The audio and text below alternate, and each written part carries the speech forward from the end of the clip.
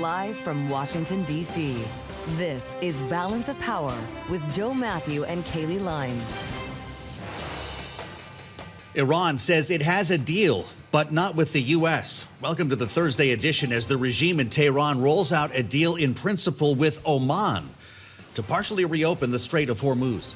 I'm Joe Mathieu alongside Kailey Leinz in Washington. Thanks again for coming along. It remains, Kailey, unclear what the U.S. thinks of this and whether the Ayatollah has even signed off. Yeah, apparently he's hard to get in touch with these days. That has been true since he became the new supreme leader after his father was killed in his Israeli airstrike. Yeah. What we do know about this so-called deal in principle, assuming that it does ultimately get the sign-off from all parties here, is that this really is temporary in nature. Yes, it establishes different routes for shipping to get in and out of the Strait of Hormuz, entry and exit points that essentially hug the coastlines of each of these countries while they try to clear the middle of mines.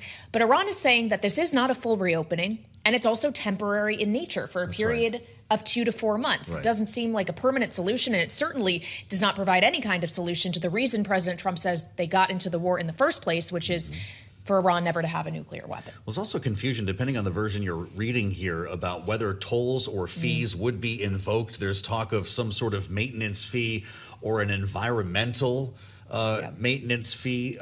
Who knows? Either way, oil prices are higher. The market appears to be a bit skeptical of what's going on, and we haven't heard a peep from the president about this today. We will check in with Jeff Mason, who's live at the White House, been digging into this for us. Yeah, the only thing we've heard from President Trump is a Truth Social post posted a few moments ago in which he's defending his defense secretary, Pete Hegseth, against reporting from the Washington Post that he's calling treasonous about an alleged dust-up between Hegseth and President Trump over munitions stockpiles at Camp David just days ago. But the president says Hegseth is he's extremely happy with the job that Pete Hegseth is doing. And he does mention Iran, saying Iran, where the country has been decimated for the purpose of not allowing it to ever have a nuclear weapon, is going very well. Yeah. Of course, we've heard that consistently. We'll see if that emerges in the form of a deal. Richard Haass will join us, President Emeritus from the Council on Foreign Relations, as we tap the insights of an expert here on what might come next, because we have to talk about what's taking place in Lebanon as well. Yeah. And the markets are watching all of this, Kailey, as we speak.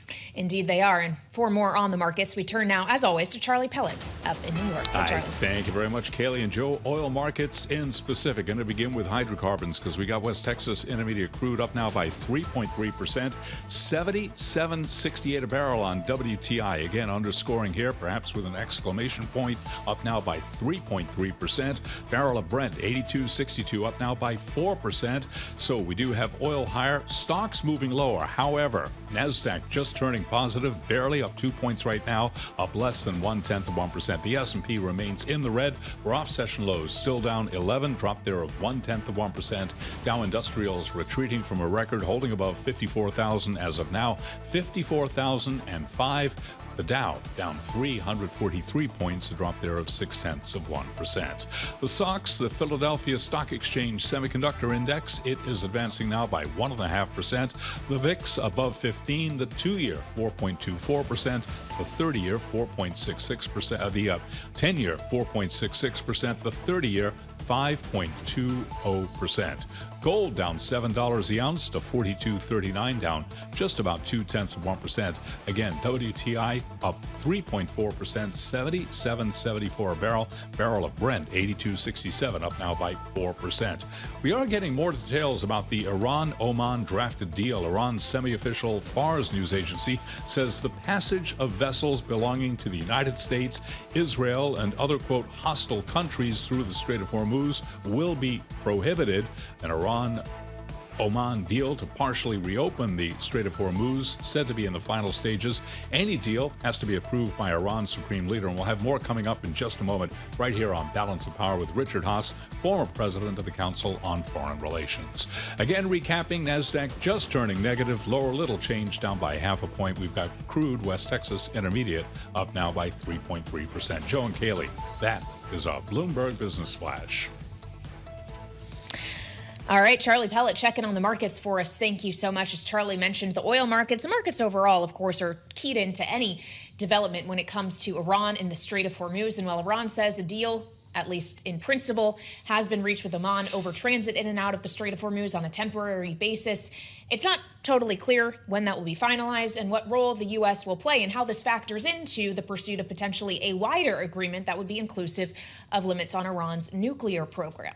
Of course, President Trump still maintains that that is the goal here and that there will be a deal, that he'd rather make a deal, as we heard from President Trump as he spoke in Las Vegas, Nevada yesterday.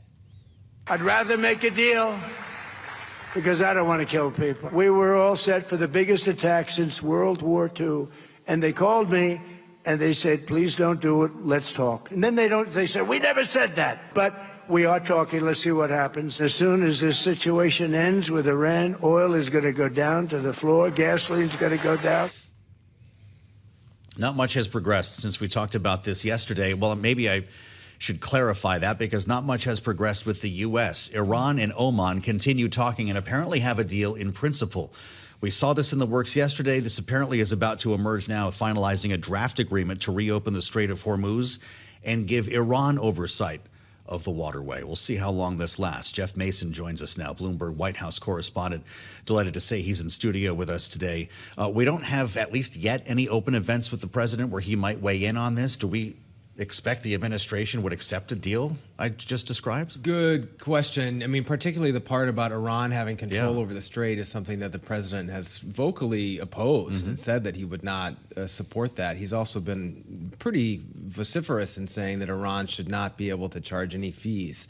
And he said, without really indicating how, that if any fees were going to be charged, it would be the United States that would do that. Apropos his events, he does have an event tonight in the Rose Garden at 7 o'clock that reporters are going to be able to go to. So maybe he'll say something about it then. Yeah, tell the Olympians, Team USA, about his grand plans in the Middle East. Do we know, Jeff, whether or not the U.S. blockade of the Strait is going to be an ultimate factor here? Because, of course, in the original memorandum of understanding that is obviously well to the wayside now, the agreement was, yes, the U.S. would end the blockade in order for the Strait to be open. Could these things be contingent on one another? It seems like they could, and that's something that Iran has certainly said it wants, is for the U.S. to take its ships out of that area.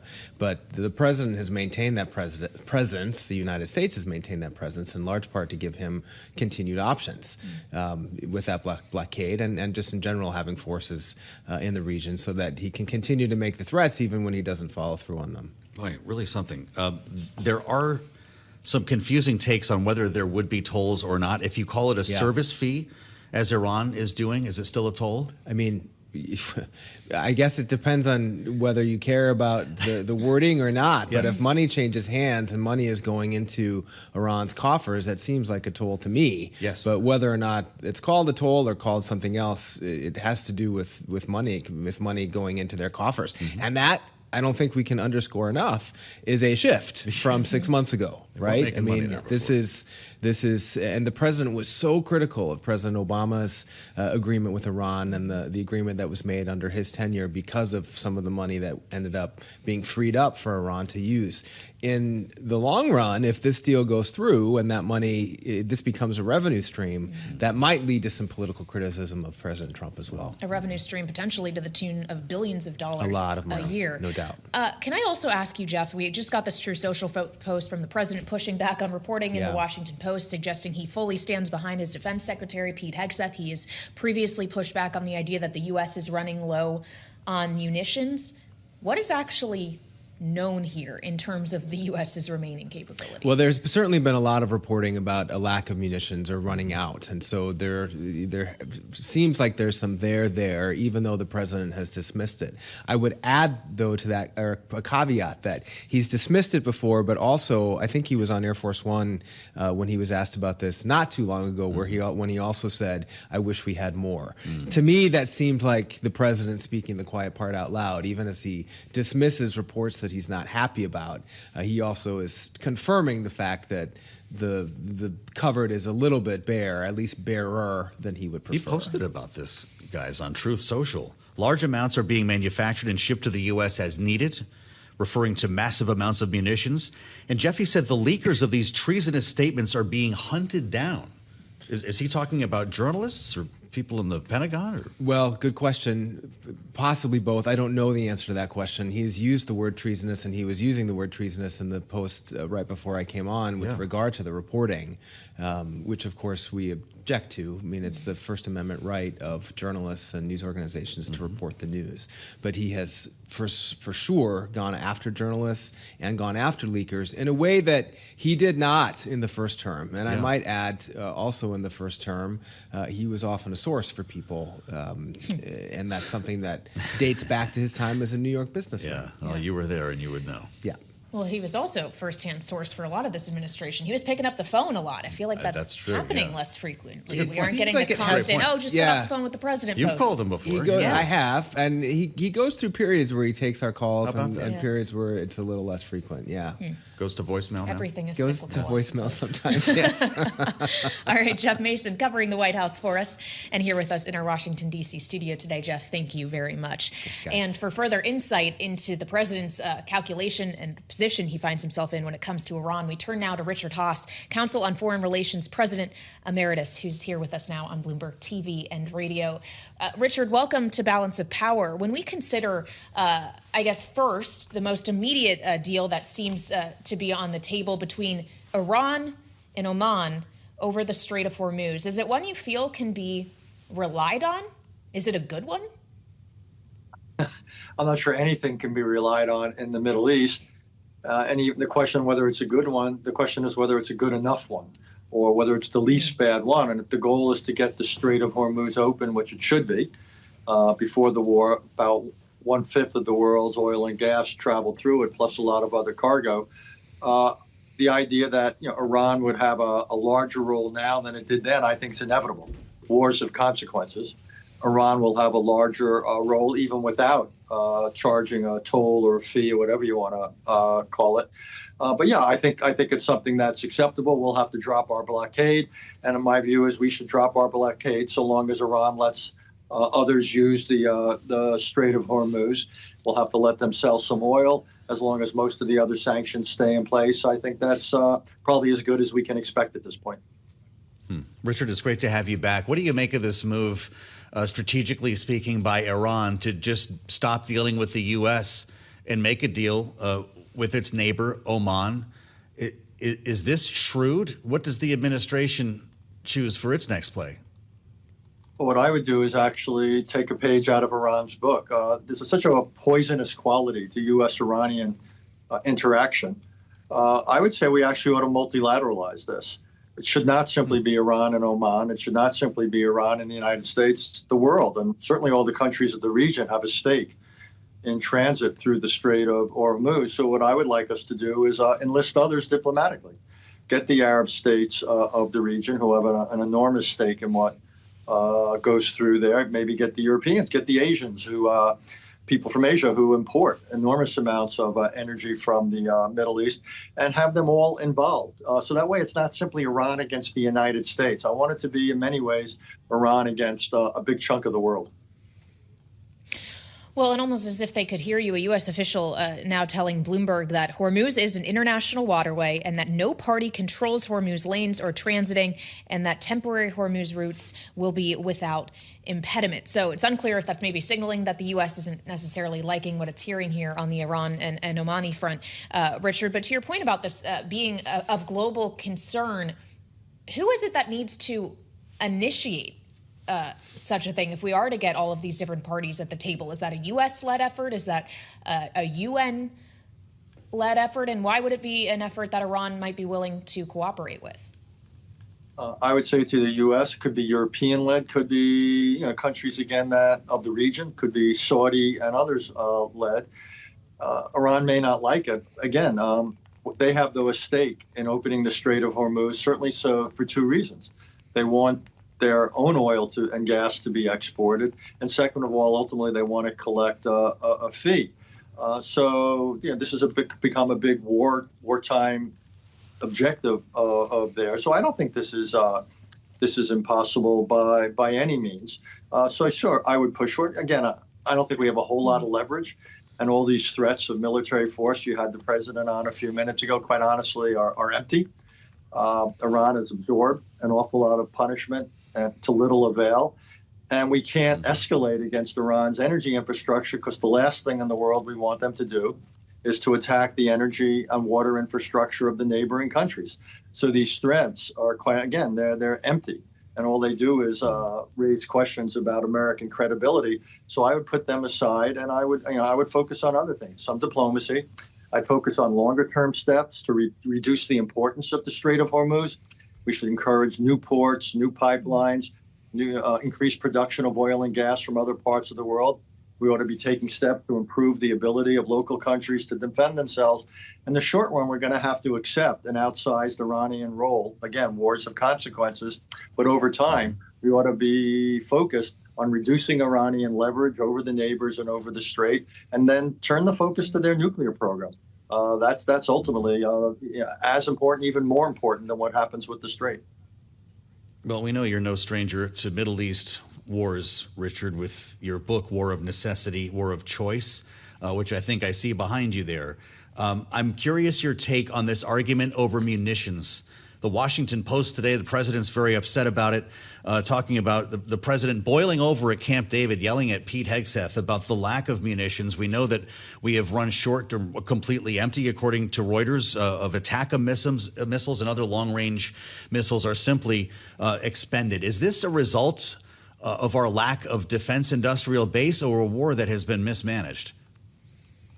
Well, this is an unfortunate war that never should have been fought, but you're exactly right.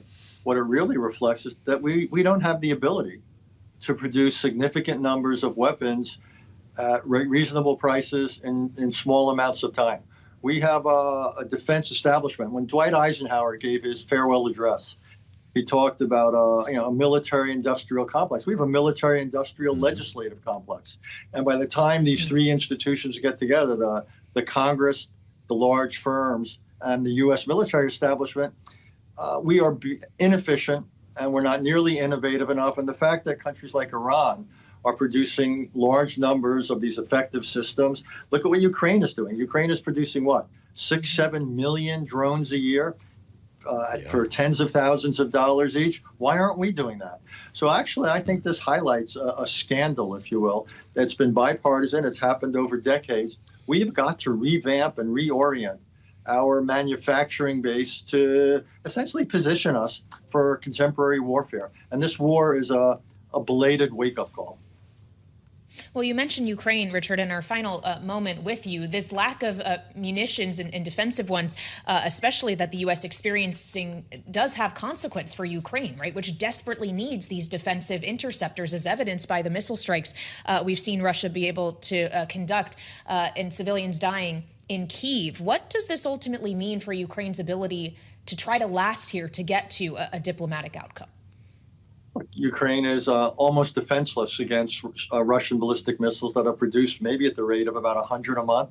So one thing is, can we help Ukraine target the missile production plants? That's one thing. And two, Ukraine has to keep attacking Russia in Crimea, its energy infrastructure, ultimately to make Russia come to the point where it has to think about a ceasefire.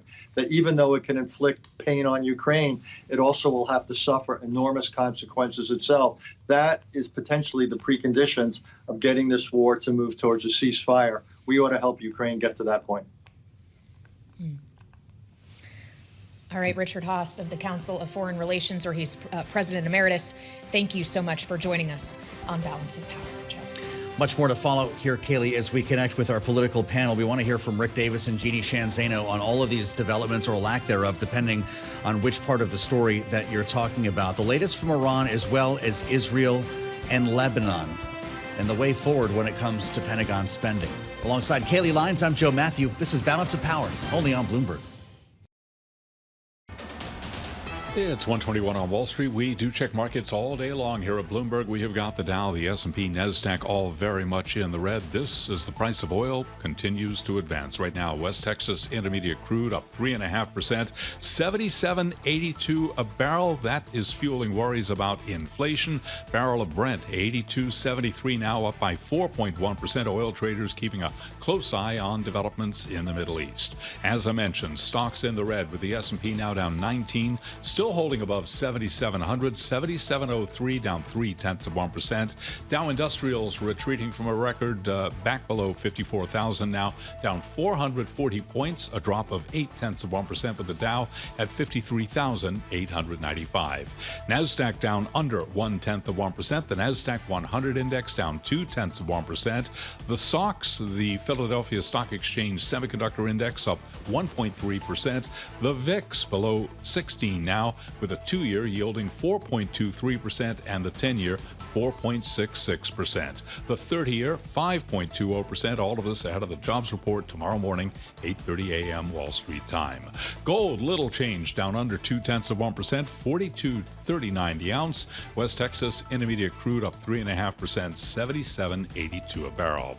Lockup expiration day for the first tranche of SpaceX shares. They are trading higher today. SpaceX up by 2.1%. And Apollo Global Management moving deeper into the airline business. It is buying low-cost carrier EasyJet in the UK. Price tag £5.7 billion, $7.7 billion. Apollo shares down 1.5%. EasyJet, the ADRs, up by 2.7%. Recapping, stocks lower, oil higher, S&P down 0.2%. And for on-demand news, 24 hours a day, subscribe to Bloomberg News now, wherever you get your podcasts. Joe and Kailey, that's a Bloomberg Business Flash. All right, Charlie Pellet, watching the markets for us. Thank you so much. And the markets, of course, are hopefully watching us here on Bloomberg TV and listening on Bloomberg Radio, but I'm sure they also are watching President Trump's True Social feed, especially if you're one of those who's paying for early access to True Social API, hoping to get an edge on whatever the president's going to announce that could be market moving. I'm not sure that his latest True Social post, Joe, would fall into the market moving category, as it reiterates a lot of the same when it comes to Iran, saying they can never have a nuclear weapon, things are going very well. But really, this post is about pushing back on what the president is describing as fake news reporting in the Washington Post, which he calls treasonous, as it detailed an alleged dust-up between the president and the defense secretary, Pete Hegseth, at Camp David over the munitions issue. The president says that is completely false, unfounded, and that he's extremely happy with the job that Pete Hegseth is doing, saying that he is highly respected within the military and has made tremendous improvements. The rumor was started, he writes, by the Washington Compost. You get that? It's pretty good.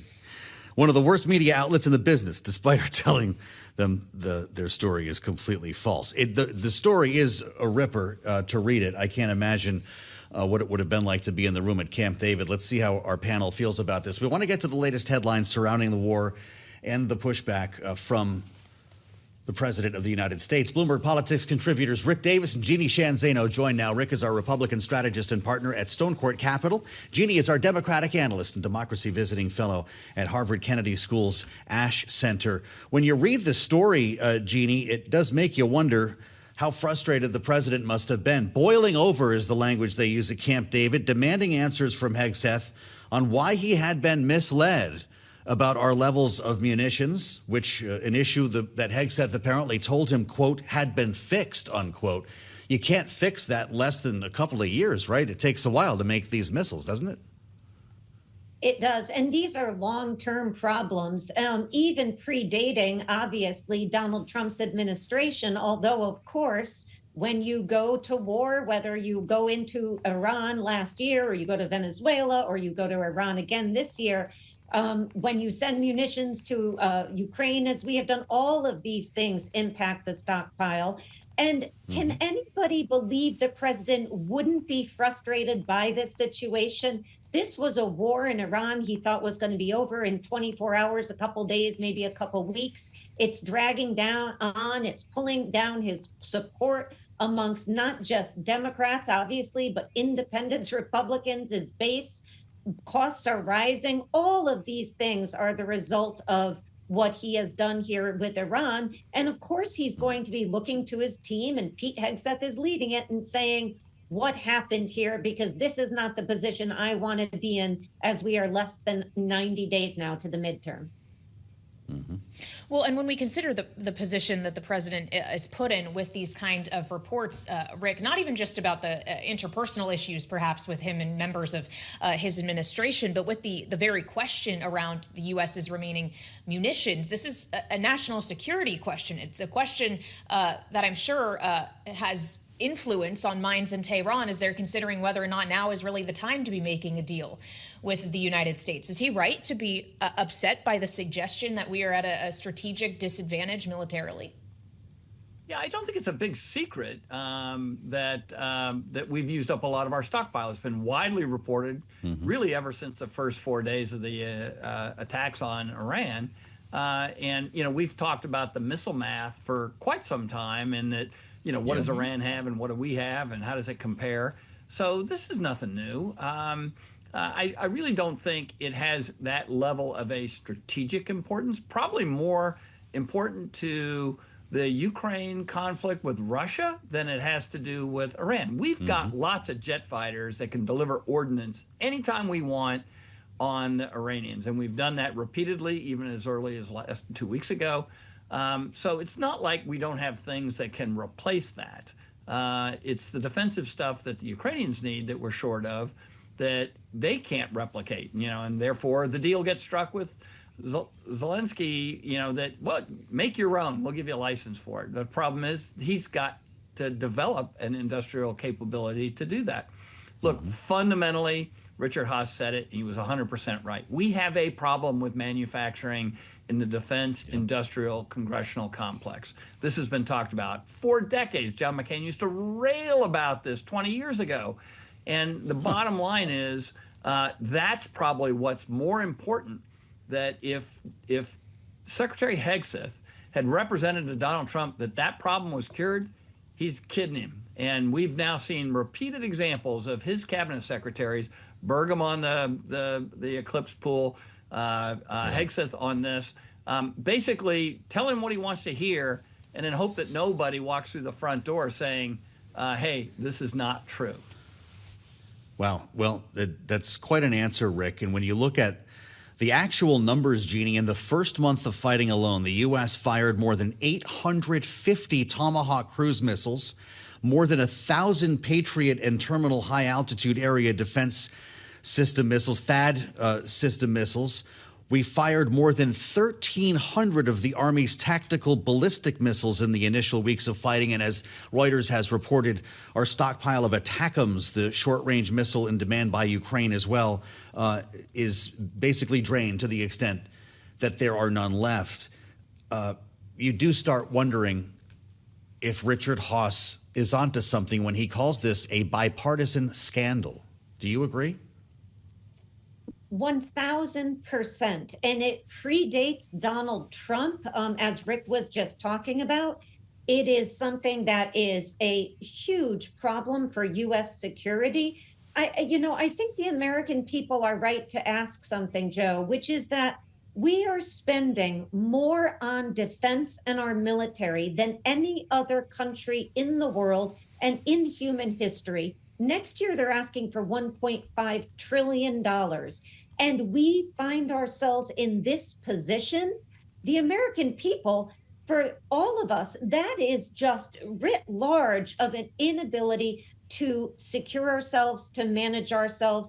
We should be doing far better. This is part and parcel of what people don't like about Washington, D.C. And, the president, as much as he doesn't own this particular issue, it's exacerbated by going into Iran, certainly. And of course, he's made his bed when it comes to not being told the truth by his cabinet members. He does not want to hear the truth. He has surrounded himself by people who are not experts, but people who are willing to tell him what he wants to hear and to flatter him. We hear it every time he holds these cabinet meetings live on TV. That is a problem that he has, given how he has structured his cabinet this time around.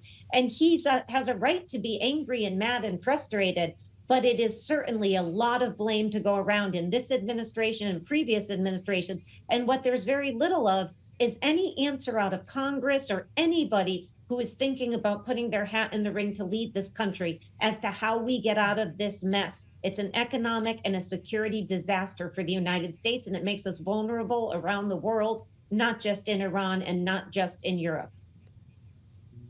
But when it comes to Iran specifically, Rick, as we, in Eugenie's words, find ourselves in a mess that we're struggling to get out of, Iran says it's reached a deal in principle with Oman to reopen at least partially the Strait of Hormuz. Unclear what role the United States is playing. Doesn't seem to be a permanent deal. And I wonder if you see it as one that at least is good enough for now if it gets energy flowing more freely through the Strait once again, or if it just underscores the notion that Iran has now much more control over an international waterway than it did before.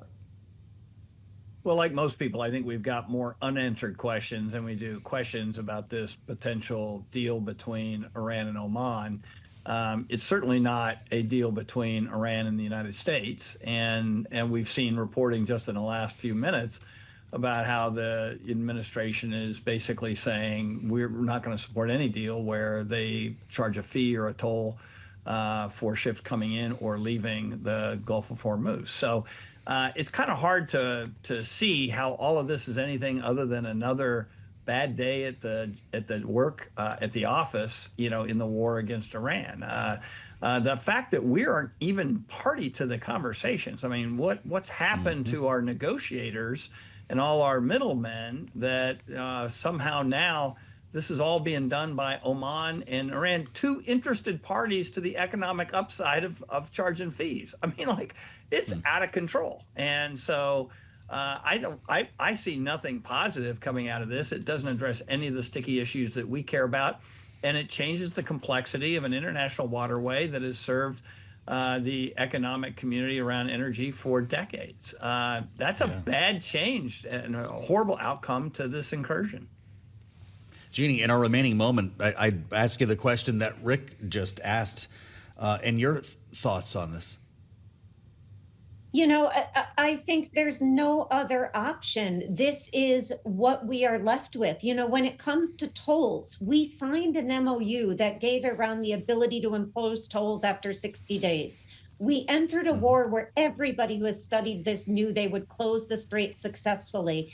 And what has happened now is probably forever now, or at least in the short term, Iran's control over the Strait is going to be to such an extent that we could have never imagined. And this is why people didn't want to go into Iran in the first place. How have we ended up on the sidelines of these talks, though? Where are our negotiators? Well, we have no role here because we have Iran with control of the Strait. We can't bomb our way out of this thing. They and Oman, at least according to the MOU, had a right to enter these negotiations, and there's not much we can do about it. Now our best bet is to let them do this, get the channels open, and get energy moving. That's the best we can hope for now. All right, Jeanne, Zaino, and Rick Davis, Bloomberg Politics contributors in our political panel today. Thank you both so much as we consider, of course, President Trump's insistence that the U.S. and Iran are indeed talking, as we heard from him in Las Vegas, Nevada yesterday, as he spoke in remarks that were supposed to be focused on the economy and did indeed touch on economic issues. Yes, gas prices tied to Iran, but also the president's economic policy around tariffs, in which he reiterated, as we've heard countless times before, how much he likes them. Tariffs are my favorite word. I love tariffs. They're my favorite word in the dictionary. Tariff. I love tariffs, right? Because we've been screwed by tariffs used against us for years by China, by Japan, by South Korea, by Germany, by everybody, by Canada. Canada's nasty. They are. They're nasty. People think Canada, they're nasty. People, I love the people, but they're nasty. Nasty leadership. Nasty. Known around the world as nasty. Of course, the president has had a lot of disparaging remarks for the leadership in Canada, even before it was Carney, when it was Trudeau, calling him the governor of the 51st state. It brings us to a great column today by Mathieu Winkler, of course, our editor-in-chief emeritus here at Bloomberg, because the impact of the president's posture and policy toward Canada is not necessarily or even likely the one that he expected. Follow the money all the way to Carney's Canada, says Mr. Winkler and it's great to have you with us, as always, on Balance of Power here on Bloomberg TV and radio. Things have been going pretty well north of the border, it seems. What are you finding? Yeah, you bet. And it is surprising because it's been obscured by prevailing narratives. The U.S.'s largest trading partner behind Mexico is poised to attract record investment from outside its borders. You know, this is after foreigners poured the equivalent of $183 billion into Canadian stocks and bonds in the 12 months ended May. And that rivals the only period where we got as much or more, and that was since data was collected in 1990. Companies spent more than $44 billion during the second quarter acquiring Canadian assets. And that's the largest such investment from overseas since 2007. But it just gets even better than that. The Canadian stock market, which is corporate Canada, outperformed all of the major stock markets, the 10 largest, since Carney was elected or became prime minister, I should say. And that's a remarkable achievement because so many markets were booming at the time, and Canada yet appreciated more than 40% in this period since Carney became prime minister. Now, this coincides with Canada, if you go to World Atlas, is the most loved country besides Switzerland. Why? Because of its sane, stable policies, essentially. That's the reason. And who's running Canada? Well, he's a Rhodes Scholar. He ran the Goldman Sachs operation in Canada before he became the governor of the Bank of Canada, before he became the first non-British citizen to become head of the Bank of England, and that was during a very turbulent period known as Brexit. All of these things just show you that Carney, of pretty much everybody on the world stage today, has a stature, experience, knowledge, and it's being rewarded by money. And the interesting thing about money, it's not ideological. It's not partisan. It's not Republican or Democrat or liberal or conservative. Money looks for relative value, and relative value is prominent in Canada. Well, so when we consider the president's repeated insistence that the United States doesn't need Canada or Canadian goods, he says it frequently as he talks about his tariff regime that he's tried to impose on Canada, now inclusive of products that would have been compliant with the USMCA trade agreement. What's more true, that the U.S. doesn't need Canada, or that maybe Canada doesn't need the U.S. as much? Well, you know, we share the largest border, the two countries. There's nothing like it really anywhere in the world. And these two countries have been connected in so many ways. As I said, second largest trading partner, but also historically the most stalwart ally. And the fact is that the U.S. is very dependent on Canada, particularly for energy. You know, one of the stars of the stock market is Cenovus Energy, which is a Calgary-based oil and gas company. Derives almost 50% of its revenue from the U.S., supplies American energy companies right now, which are under increasing pressure to keep costs to consumers from spiraling even higher under the tariffs and Trump's war against Iran. And so Cenovus is not an isolated example. We being the U.S., are extremely dependent on Canada. And by the way, chalk up one for Hollywood, too, because one of the stars of the summer season in movie land has been Odyssey. Well, guess where that's made? IMAX, which is in a Toronto suburb. And the stock, by the way, is having one of its best years ever because the movie is made, of course, with IMAX. Yeah. I didn't know that, by the way, till I read the column. I had no idea IMAX was a Canadian company. As you write, Mr. Winkler, only 34% of Canadians have a favorable opinion of the U.S., down 20 percentage points since last year when Trump began his first term. And we hear stories when we talk to lawmakers. You know, Las Vegas hasn't seen a Canadian tourist in a while, and there are other examples of this around the country. What are the long-term effects of this change in sentiment on our economy? So That's a wonderful question, because one of the biggest answers is Canadian provinces have a lot of authority. That's part of their democracy, and as a result, Canadian provinces have said, okay, the time's up for buying American booze, and one of the biggest casualties is the California wine industry.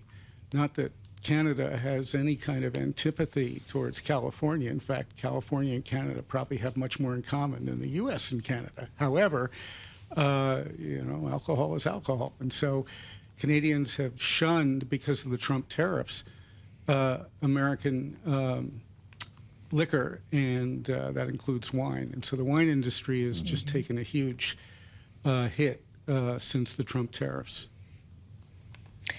All right, Matt Winkler, the editor-in-chief emeritus of Bloomberg News and author of this new column, Follow the Money All the Way to Carney's Canada. Thanks for joining us. And of course, to read it for yourself, you can find it on the Bloomberg Terminal, OPIN Go, and online as well.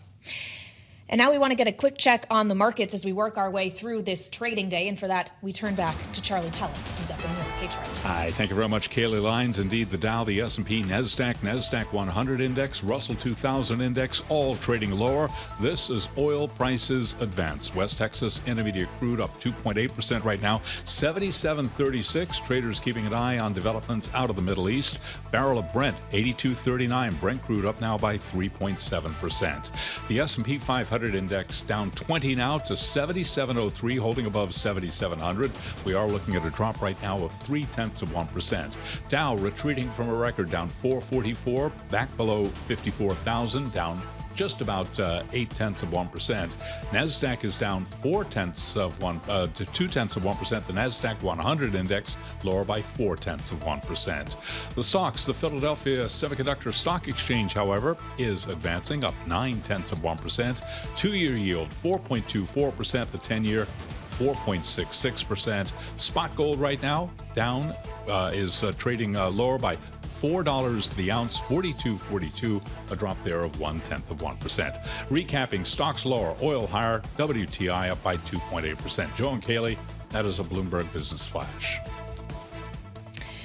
All right, Charlie Pellet, thank you very much for keeping an eye on the markets. We're keeping an eye on Capitol Hill because the clock is ticking. Recess is looming. The jet fumes are in the air, unless they're not, for the United States Senate, which, of course, is trying to get out of town for a 5-week extended August recess.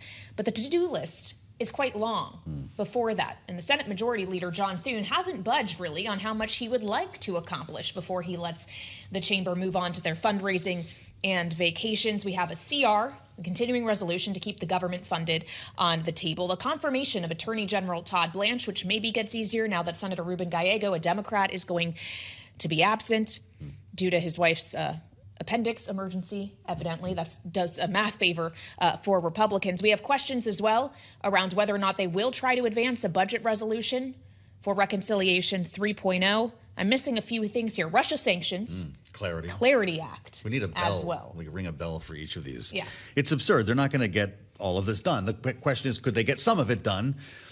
And the sort of going thought here in Washington at the moment is probably not. Maybe everyone just leaves town and it all is waiting for them when they come back. I'll remind you, this is a 5-week August recess.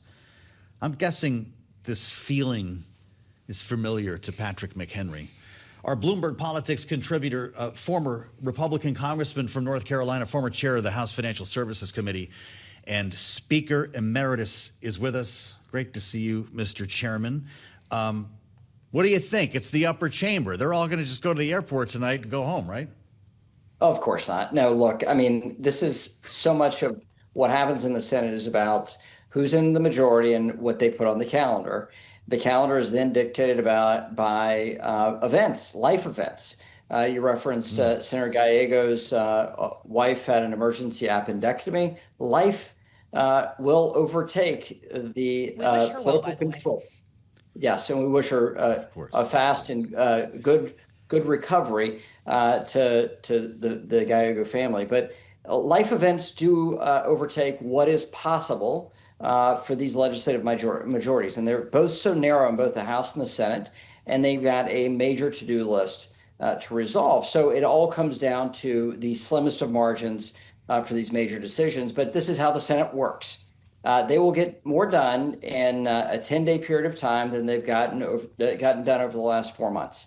But that also cleans out the barn, and they can come back in the fall and have a more methodical approach to the September 30th government funding deadline by clearing the continuing resolution now. So some of this is making life better in the fall, but much of it is about cleaning up what has been left undone over the last few months. I must correct myself because apparently Senator Gallego is not planning on missing the Blanche vote specifically after warning he might have to miss some votes and have attendance issues in the Senate. He says, I will not be missing the vote on Blanche. So I guess now if you're in Senate leadership, you're really hoping that Bill Cassidy and Lisa Murkowski do ultimately decide to vote yes for this nominee. That issue obviously is a pressing one, Mr. Chairman, but I wonder in terms of what realistically, if they get punted into September, the Senate is still going to be able to take up with the midterms that close. If the Clarity Act, in your mind, ultimately will die if it isn't actioned this week.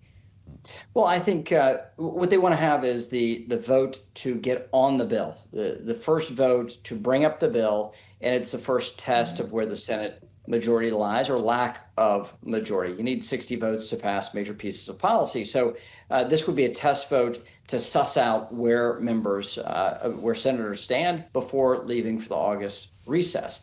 I think that is a helpful thing for closing out the big gaps of policy that these senators may think need to be addressed. But without the votes necessary, you can't see how serious negotiators are and how serious you have to take their threats. So I think that'll be helpful to close this thing out. It may be September, but it may be the end of the year post-election before the Clarity Act is finally resolved. Time will tell. But this test vote is the beginning of that ending point of Senate action. So you're not giving up, it sounds like, on these. If everybody goes home, I mean, could this be a productive lame duck session? I'm not fooling. Maybe this gives lawmakers the clear to vote on things they wouldn't now. Look, I served for 20 years in the Congress, and my first couple of years, I thought lame ducks were going to be super exciting, super interesting, and then I became very cynical of lame ducks. They're called lame ducks for a reason. It is a courteous way of saying a nearly dead duck, a dying duck. So this was much friendlier terminology than what we would say now on X in our debates now. I typically think lame ducks are really lame. There's all this great hype and hope. They're going to deal with tax policy they haven't dealt with over the previous 2 years or 4 years or 10 years. Government funding, they're going to do it in a methodical way. It's going to be very thoughtful this time, not chaotic like in the past. The only thing you can really depend upon with congressional action before the end of the year is the National Defense Authorization Act. And that, too, you have this grand hope that it could be this major package where you could encompass all this additional policy. But at the end of the day, it usually becomes pretty narrow. So I think great hopes for a lame duck are usually misguided. But I do think because things are so close on clarity that you do have a short list of issues remaining. Those that are actively engaged in this on the Democratic side have a list of no more than 3 or 4 issues that can be resolved. Ethics being the most politically sensitive, the most politically potent one. And Senator Tillis and Senator Gallego have worked really dutifully here to figure out a landing spot for enough senators to get to yes. And so we'll see if that can come together this week or what it tees up for the fall. But I am optimistic that it eventually gets resolved before the end of this Congress. Well, ethics in focus when it comes to clarity, ethics also in focus in your former chamber, Mr. Chairman, as the Ethics Committee obviously not only published its investigation into your former colleague from North Carolina, Chuck Edwards, in which it suggested that he engaged in unethical behavior in the way he treated some female staffers, hence why he is no longer running for re-election. They recommended his censure. They also have opened an investigation into Congressman Max Miller of Ohio as he faces allegations, which he denies, of domestic and child abuse. He maintains that he is going to stay not only in Congress, but continue his bid for another term. And I wonder, from the outside looking in, what you make of not only his situation, but the way in which leadership has handled it. Well, the first thing is you have to have a really, for leadership of both parties, you have to have real lines in the sand, and you have to be able to call that out clearly. And unfortunately, with narrow majorities in the House, there are political ramifications for having a high standard of ethics and ethics in the House of Representatives and what it does to your political party's brand. In the case of my colleague and neighboring district, Chuck Edwards in North Carolina, the Ethics Committee worked. The process worked. They took the accusation seriously. They investigated. They recommended a censure, which required a bipartisan vote of the Ethics Committee in an election year. That process worked very clearly, and Congressman Edwards did the right thing and quit the race. He should resign based off the serious allegations. The censure motion should be significant enough for him to return home to North Carolina and do the repair work in his personal life. When it comes to Congressman Miller, you have a nasty divorce between the daughter of the Republican senator and a Republican member of Congress from both states. They're fighting this out in the press. It is a very sad, horrible story of a family dispute and major allegations of domestic violence, abuse, and everything else that's been now argued out on X and in the public sphere. This is an unfortunate thing for the families involved, the people involved here, and that too, the Ethics Committee needs to do its will and investigate these and see what the facts are in this domestic, in this he said, she said, the father-in-law said, the senator, the congressman fight. It's a horrible thing played out writ large. It's a really sad situation to follow. Yeah, this is an ugly one. It is. Mr. Chairman, could both of these seats flip as a result? Yes. Both are highly competitive Republican seats. In the case of North Carolina's 11th congressional district, they will replace Congressman Edwards.